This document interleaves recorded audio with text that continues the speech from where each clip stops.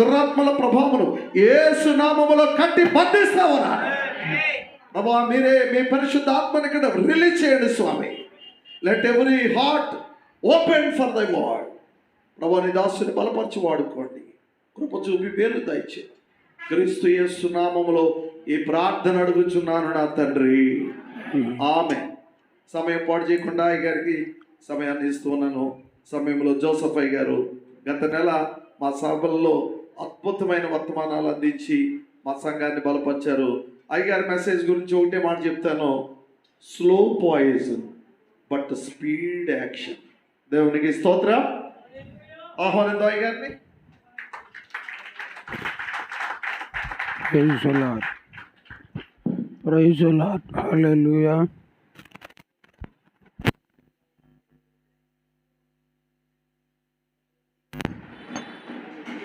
Praise the Lord. Hallelujah.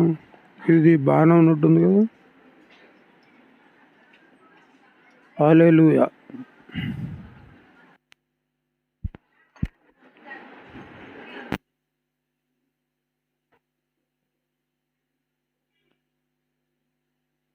Praise the Lord. Hallelujah. Hallelujah.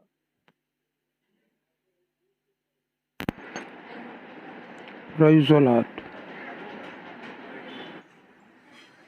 చూడు,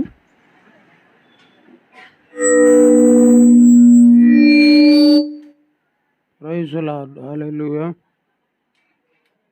Praise the Lord. Praise the Lord. Hallelujah. Hallelujah. మరొక వచనాన్ని ఒకరు చదవండి. ప్రకటన గ్రంథంలో 1వ అధ్యాయము 8వ వచనం నుండి 11వ వచనం వరకు. అదే చదువు.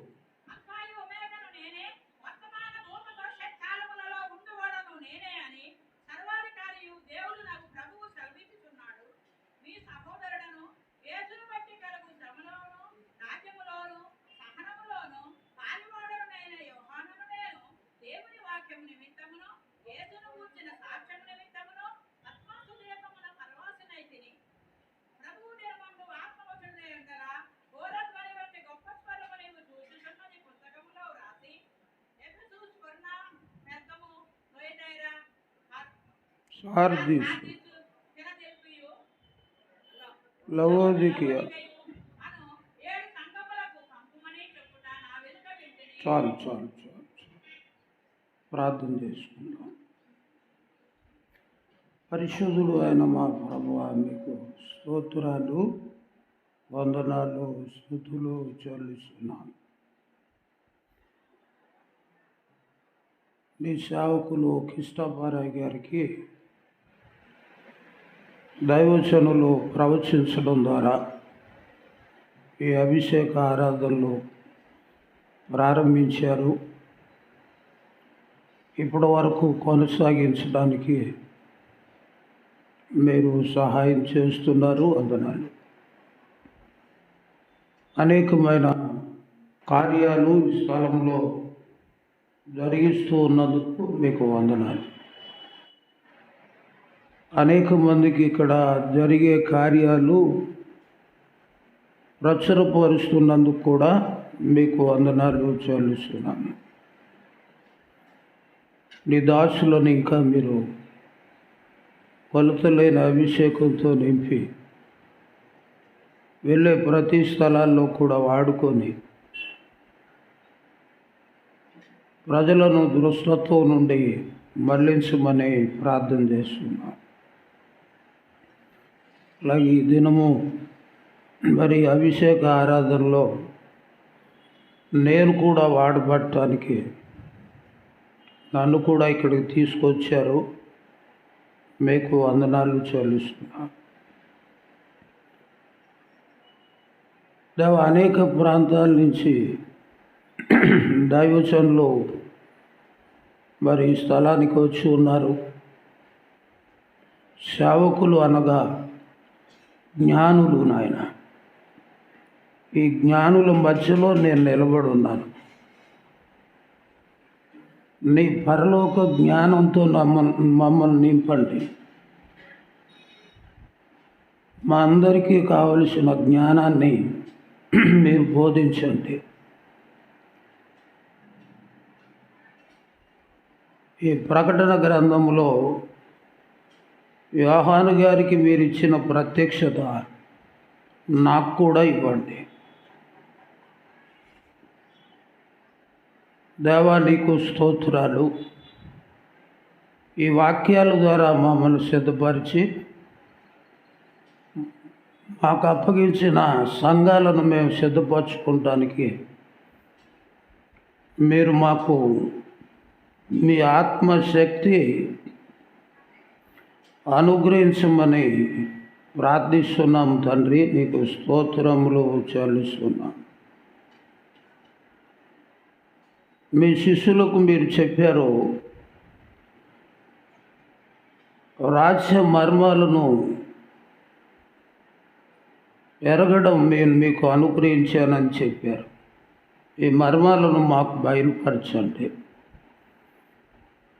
దేవా, నీకు స్తోత్రములు స్తోత్రములు. ఆనాడు జ్ఞానుల మధ్యలో పేతురు గారిని వాడుకున్నట్టుగా నన్ను కూడా మీరు నీ సేవకుల మధ్యలో వాడుకోనమని మీ చేతులకు అప్పగిస్తున్నా.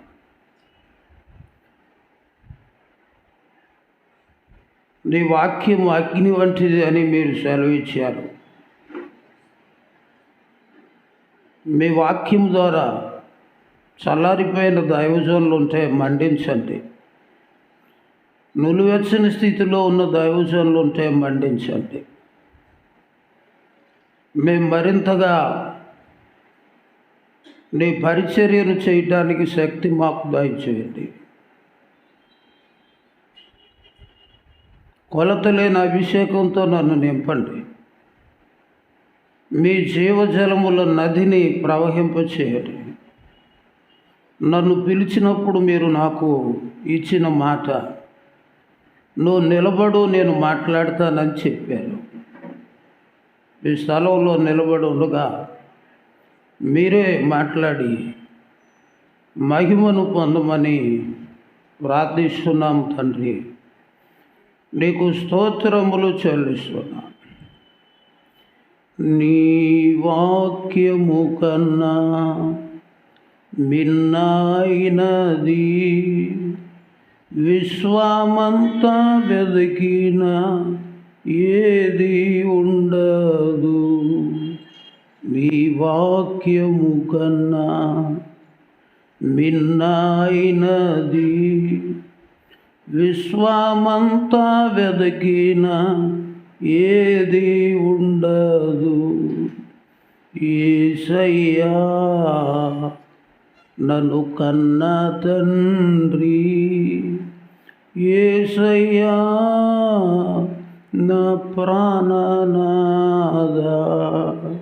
యేసయ్యా నన్ను కన్న తండ్రి, యేసయ్యా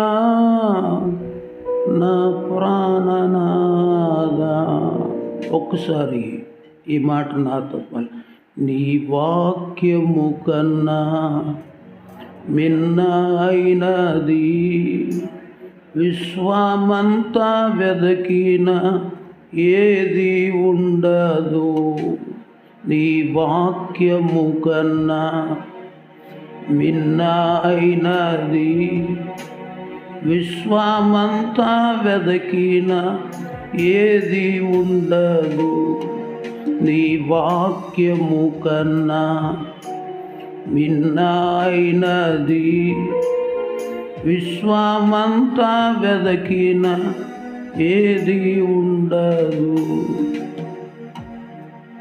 ఆత్మ సంగములతో చెప్పు మాట చెవిగలవాడు వినుగాక. యేసయ్యా మీరే మాట్లాడి మహిమను పొందండి. నజరేయుడైన యేసు నామములో అడిగి వేడుకొనుచున్నాం తండ్రి. ఆమేన్. ఈ సమయాన్ని ఇచ్చిన యేసయ్యకు వందనాలు.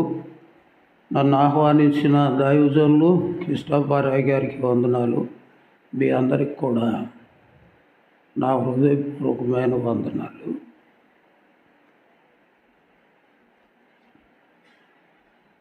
ప్రకటన గ్రంథాన్ని మనం చదువుకునేటప్పుడు, మీరు ఎప్పుడైనా కూడా ఏదైనా సువార్త చదువుకునేటప్పుడు లేదా ఆదికాండం నుంచి మనం చదువుకునేటప్పుడు ఏ గ్రంథము ఏ సంవత్సరంలో రాయబడిందో మనం తెలుసుకోవాలి. ఎందుకు తెలుసుకోవాలంటే అది తెలుసుకుంటేనే కానీ ఆ ప్రవచనం ఏ ఇయర్ నుంచి నెరవేరుతుందో మనకు అర్థం కాదు. ఒక ప్రవచనం ఎప్పుడు ప్రవచించారో ఆ ప్రవచనం ఏ సంవత్సరానికి సంబంధించింది అనేది మనకు తెలియకపోతే అది గతకాలముదా జరగవలసిందా అనేది మనకు అర్థం కాదు. అందుకనే మనం ఏదైనా ఒక గ్రంథాన్ని చదివేటప్పుడు ఆ గ్రంథం ఏ ఇయర్లో రాయబడింది అనే కొంత చరిత్ర కూడా మనం తెలుసుకోవాల్సి ఉంటుంది. అయితే మనం ఎన్ని చరిత్రలు తెలుసుకున్నప్పటికీ ఇక్కడ రాయబడిన దాన్నే చెప్పడానికి ప్రయత్నించాలి. ఇక్కడ లేని విషయాలు చెప్పినా వాళ్ళకి నిజం చెప్తున్నాడో అబద్ధం చెప్తున్నాడో అర్థం కాదు. ఇక్కడ ఉన్నది చెప్తే నిజం చెప్తున్నాడో అబద్ధం చెప్తున్నాడో తెలుస్తుంది. కాబట్టి మనకి ఇక్కడ ఉన్నయే సరిపోతుంది. దీన్ని అర్థం చేసుకుంటే ఈ ప్రకటన యోహాను గారికి బయలుపరచడానికి కారణం, బైబిల్లో యేసు ప్రభువుకి ముందు యోహాను గారు ఉన్నారు. ఆయన రాసింది కాదు ఇది. అపోస్తలుడైన యోహాను గారి ద్వారా దేవుడు దీన్ని రాయించినటువంటిది. యోహాను సువార్త, 3 పత్రికలు, ఈ ప్రకటన గ్రంథం ఆయన ద్వారా ప్రభువు రాయించినటువంటి గ్రంథాలు. ఈ ప్రకటన గ్రంథం ఎందుకు రాయించాడు అని అంటే, ఆయన త్వరలో రాబోతున్నాడు కాబట్టి సంఘాలు ఎలాంటి సిద్ధపాటు కలిగి ఉండాలి అనేది తెలియచేయడం కొరకే రాయించాడు. అది మనకి మొట్టమొదట ఈ గ్రంథాన్ని చదివేటప్పుడు ఇది ఏ ఇయర్లో రాయబడిన గ్రంథము అని మనం చరిత్ర చూస్తే, చరిత్ర ఏమని ఉంటుందంటే క్రీస్తు శకం 96లో అనేది ఈ చరిత్రలో కొన్ని విషయాలు మనకు తెలుస్తూ ఉంటాయి. 96 ఎందుకు ఈ 96 అనేది మనం తెలుసుకోవాలంటే, ఇప్పుడు యోహాను కలిగిన దర్శనం 96 ఇది మనకు తెలియాలి. లేకపోతే ఏమవుద్దంటే దానికి ముందు విషయాలు కూడా ప్రకటనలోకి తీసుకొచ్చి పెడుతుంటాం. ఏ హీరో మనకు తెలిసిందనుకోండి, 96లో వచ్చింది దర్శనం, 96కి వెనకాల ఉన్నది ప్రకటన, 96కు ముందు జరిగేది ప్రకటన అనేది ఒక నిశ్చయత మనకు వస్తుంది. ఈ ఇయర్ కానీ తెలియకపోతే ఈరోజు చాలామంది దైవజనులు అంటే వాళ్ళకి ఇచ్చిన ప్రత్యక్షతను బట్టి జరిగిపోయిన సంగతులు కూడా, అంటే 85 సంగతులు 60 సంగతులు కూడా ఈ ప్రకటన దర్శనంగా రాసే వాళ్ళు ఉన్నారు. ఈ దర్శనం ఎప్పుడు వచ్చిందంటే 96లో వచ్చింది. దీనికి ముందుకు జరిగేది ప్రకటన, కానీ వెనకాల జరిగేది ప్రకటన కాదు. 96 నుంచి ముందుకు జరగబోయే సంగతులు యోహానికి దేవుడు బయలుపరిచాడు, జరిగిపోయినవి కాదు. ఇది దైవజనులు అయిన మనకు తెలిస్తే, ఎవరైనా సేవకుడు ఈ వాక్యాన్ని చెప్పేటప్పుడు ఇతను 96కి ముందు జరిగే చెప్తున్నాడా, వెనకాల జరిగే చెప్తున్నాడా అనేది మనకు అర్థం అవుతుంది. ఒకవేళ వెనకాల జరిగి ఏమన్నా ప్రకటన దర్శనం అని చెప్పాడు అనుకో, మనకేమర్థం అవుతుందంటే వీళ్ళకి సరైన దర్శనం కాదేమో. ఒకవేళ ఏదన్నా బుక్ నాలెడ్జ్ ఏమో, ఎవరన్నా చదువుకున్న ప్రత్యక్షత నేను చెప్తున్నాడేమో అని అర్థమవుతుంది. దైవజనులకు ప్రత్యక్షత చాలా అవసరం. లేకపోతే ఎవరో బాగా వాడబడిన వ్యక్తుల ప్రసంగాలను తీసుకునే మనం బోధిస్తాం. ఎందుకంటే మరి తప్పదు, చెప్పాలి, సంఘాలకి చెప్పాలి అని అంటే ఎవరో బాగా బలంగా వాడబడిన సేవకుడి యొక్క ప్రత్యక్షతను మనం ఏం చేస్తామంటే దాన్ని మనం తీసుకొని వాళ్ళకి మనం బోధిస్తూ ఉంటాం. ఎందుకంటే మరి సిద్ధపరచడానికి తప్పదు. ఒకవేళ నీకు ప్రత్యక్షత లేకన్నా అలాగే బోధించుకుంటూ ఎవరో ప్రత్యక్షత మీద నువ్వు ఆధారపడుకుంటూ వెళ్ళిపోతే, అతను కానీ రాంగ్ వెళ్ళాడు అనుకో, నువ్వు కూడా వెళ్ళిపోతావు. నువ్వు కూడా బుక్కుని వెళ్ళిపోతావు. కాబట్టి నీకంటూ ఒక ప్రత్యక్షత ఉంటే అతను ఎంతవరకు కరెక్ట్ వెళ్ళాడు, ఎక్కడ దారి తప్పాడో కూడా నీకు తెలిసిపోద్ది. నీకు ప్రత్యక్షత ఉంటే అతను ఎంతవరకు కరెక్ట్గా వెళ్ళాడు, ఎక్కడ పక్కకి వెళ్ళాడు అనేది ప్రత్యక్షత ఉన్నవారికి మాత్రమే తెలుస్తుందని మీకు మనవి చేస్తున్నా. కాబట్టి దైవజనులైన మనందరికీ కూడా ఒక ప్రత్యక్షత అనేది ఉండాలి. చూడండి, ఒక స్టూడెంట్ ఉన్నాడు, తనకంటూ తను చదివే టెక్స్ట్ బుక్ మీద ఒక పట్టుదల ఉన్నప్పుడు పక్కవాడి దానిలో పరీక్షలో కాపీ కొట్టాల్సిన అవసరం ఉంటుంది. అవునంటారా కాదంటారు? ఒక స్టూడెంట్కి తాను చదివే దాని మీద పట్టున్నప్పుడు పరీక్షలు వచ్చినప్పుడు పక్కోటి దాంట్లో చూడవలసిన అవసరం లేదు. ఒకవేళ ఎవడన్నా చూడాలంటే తన దాంట్లో చూడాలి తప్ప పక్కోడిది చూడటం. అంటే మనకి ప్రత్యక్షత అంటూ ఉంటే మనం ఎవరికి చూడవలసిన అవసరం లేదు. అలాగని చూడడం తప్పని కాదు.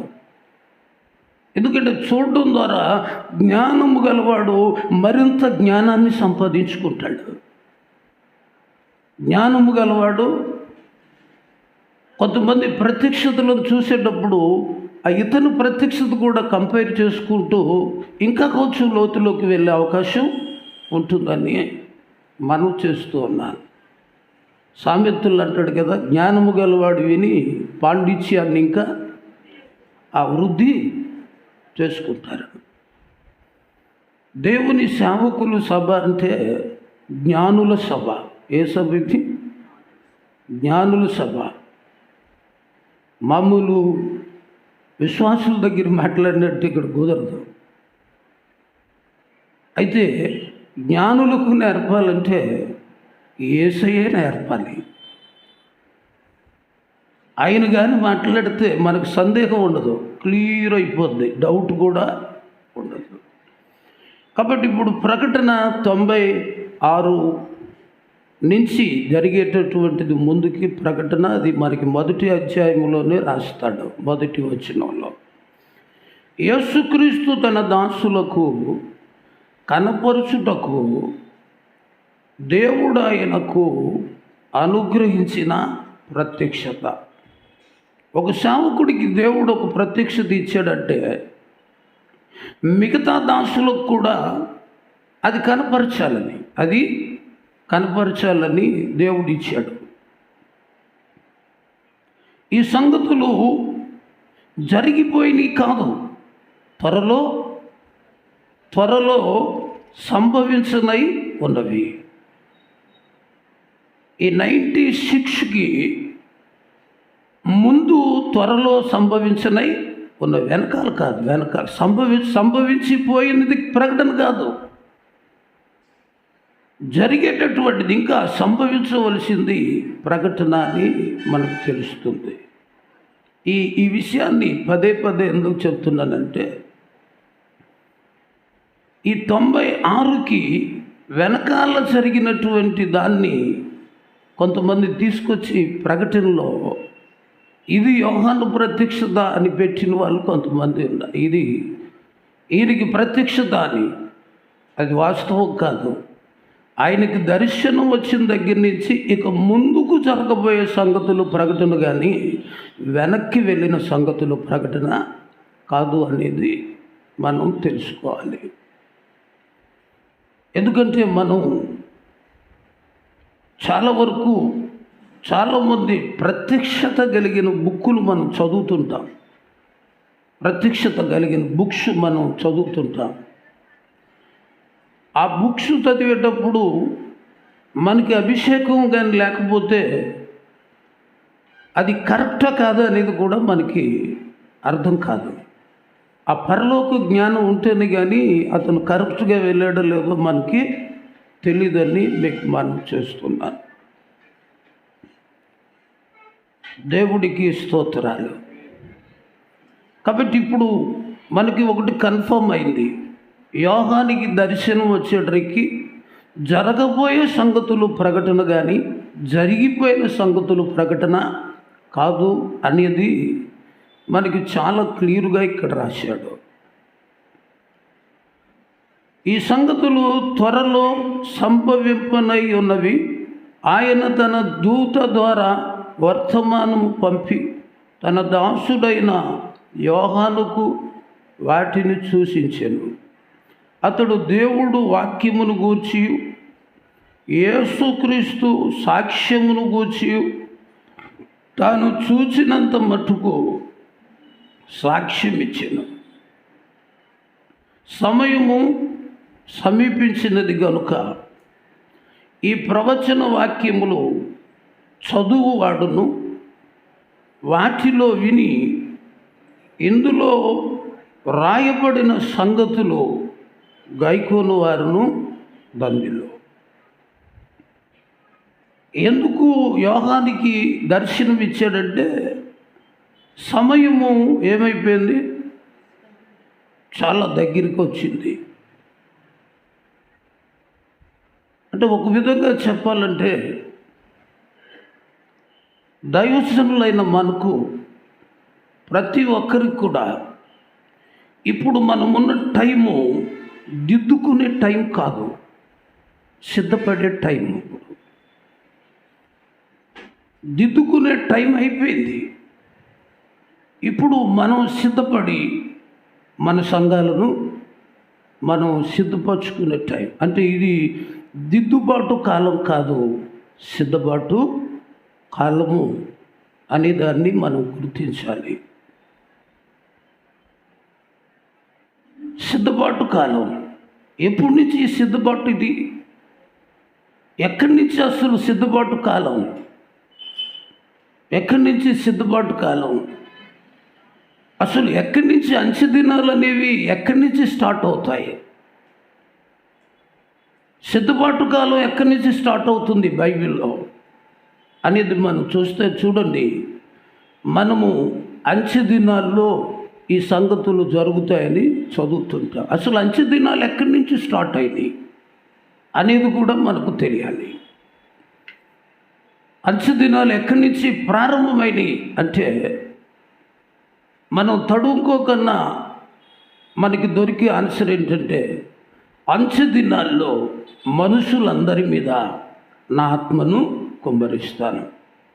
అంటే అంచె దినానికి మొదటి రోజు ఏంటంటే పెంతెకోస్తు పండగ దినం. దేవుడికి స్తోత్రాలు. అంచె దినం స్టార్టింగ్ డేట్ ఎప్పుడు అని అంటే, అంచె దినాల్లో మనుషులందరి మీద నా ఆత్మ కుమ్మరిస్తా. అంటే ఆత్మ ఎప్పుడైతే కుమ్మరించిందో అప్పటి నుంచి ఏం ప్రారంభమైంది? అంచె దినాలు ప్రారంభమైంది. అంటే అంచె దినాలు ప్రారంభం డేట్ ఏంటి అంటే పెంతుకోస్తు పండగ దినమే, అభిషేకం వాళ్ళ మీదకి దిగొచ్చినటువంటి రోజు. 2వ అధ్యాయం అపోస్తుల కార్యాలు 17వ వచనం అనుకుంటాను, ఒకసారి చూడండి. అపోస్తుల కార్యాలు 2వ అధ్యాయము. చదవగలిగిన వారు ఒకరు అందించండి. అంచె దినముల యందు మనుషులందరి మీద నా ఆత్మను కుమ్మరిస్తాను. చూడండి, ఇక్కడ పేతురు మరలా దీన్ని జ్ఞాపకం చేస్తున్నాడు. అంటే దేవుని ఆత్మ ఎప్పుడైతే మనుషుల మీదకి వచ్చిందో ఆ వెనకాల జరిగే రోజులన్నీ ఏ రోజులు అంటవి? అంచె దినాలు. అంచె దినాలు అనేది అక్కడ మనకు కన్ఫర్మ్ అవుతుంది. అంటే ఇక్కడి నుంచే అంచె దినాలు ప్రారంభమైనవి అనేది మనకు తెలుస్తుంది. అలాగే రెండో విషయం ఏంటంటే మనము దిద్దుకునే సమయంలో లేము, సిద్ధపడే సమయంలో ఉన్నాము అనేది ఎక్కడి నుంచి స్టార్ట్ అయింది అనేది మనం చూస్తే హెబ్రీయులకు రాసిన పత్రిక 10వ అధ్యాయము 37వ వచనము, 10:37 వచనం చూడండి ఒకసారి. ఇక కాలము బహు కొంచెముగా ఉన్నది, వచ్చుచున్నవాడు ఆలస్యము చేయక వచ్చును. విశ్వాసము మూలముగా జీవించును కానీ అతడు కొద్ది కాలము విశ్వాసంగా ఉండి మళ్ళా కొద్ది రోజులైన తర్వాత అతను వెనుకకు తీసిన ఎడల, ఈ వెనుకకు తీసిన దైవజనుడైన విశ్వాసి అయినా ఆ దైవజనుడు యందు విశ్వాసి యందు కూడా దేవుడు ఆత్మకే ఉండదంట, సంతోషము ఉండదు. ఈ వెనక్కి తీసే వాళ్ళ వల్ల దేవుడికి దుఃఖం ఉంటుంది తప్ప సంతోషం ఉండదు. ఒక వ్యక్తి ఎప్పుడు వెనక్కి తీస్తాడంటే తను విడిచిపెట్టినటువంటి కోరికలు మరల బయటకు వచ్చినప్పుడు వాటి కొరకు వెనక్కి వెళ్తాడు. దావీదు విశ్వాసంగానే ఉన్నాడు. ఉరియా భార్యను చూడగానే పాత కోరిక బయటకు వచ్చింది, దాని కొరకు ఏం చేశాడు? ఇతను వెనక్కి వెళ్ళాడు. ఈరోజు కొంతమందికి కొన్ని రకాలు విడిచిపెట్టినటువంటి కోరికలు వచ్చి కొంతమంది దైవజనులు కూడా వెనక్కి వెళ్ళిపోయిన వాళ్ళు ఉన్నారు కొంతమంది. అందులో బిలాము ధనాపేక్ష వల్ల ఎక్కడికి పోయాడు? మరలా వెనక్కి వెళ్ళిపోయాడు. ఈరోజు కొంతమంది దైవజనులు డబ్బుల కొరకు కూడా వెనక్కు వెళ్ళే వాళ్ళు కొంతమంది సమాజంలో ఉన్నారు.